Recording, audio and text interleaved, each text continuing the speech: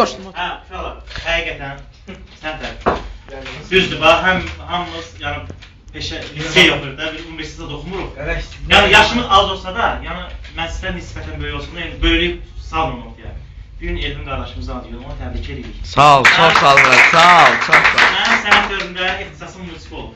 Yəni, nisbətən musiqi olub. Sağ ol. Vaxt qrup yoldaşımda.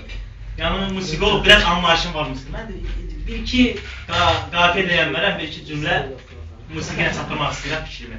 Və bir dənə üçün tutda promoy tutda bilər. İç baharım, iç yazımsan, göylərdəki ulduzumsan. İç baharım, iç yazımsan, göylərdəki ulduzumsan. Mənim səsim avazımsan.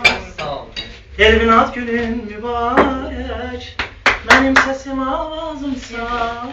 Elvin ad günün mübarək, ad günün, şad günün mübarəkdir mübarək. Ad günün, şad günün mübarəkdir mübarək. Ad günün, şad günün mübarəkdir mübarək.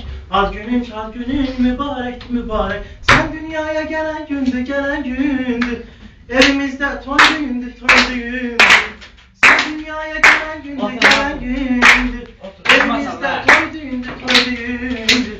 Elim sənə arzu dilək, Elvin ad günü mübarək. Gülüm sənə arzu dilək, Elvin ad günü mübarək.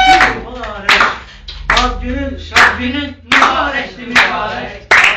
Şad günün mübarəkdir mübarək. Ad günün, şad günün mübarəkdir mübarək.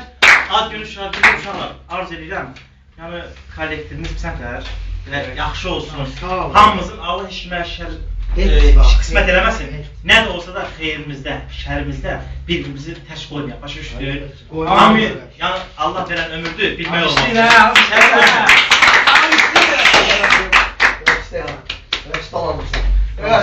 Şehirden kadar, şehir neydi? Şehirden kadar şehir, 10 yıl sonra çıkar. Yani Kərmən vali, Evet, o. Sağ ol, çox sağ ol. Böyle oğlan, sağ ol, çox sağ ol. Biz sana da bir şey yapalım. Bizden biraz baksızlalım. Arkadaş, Allah hamımızın görüşünü. Bana çəkimliyi çəkmə, amma ki, mən də sənə pəsəm. Allah hamımızın görüşünü. Sige tamam, sige etmiyorum. İba, sürəydi, siqet çəkmə. Yo, ver bırak çok pahalı. Sağ ol. Sağ ol. Bir də bizə alqış bəzətmə.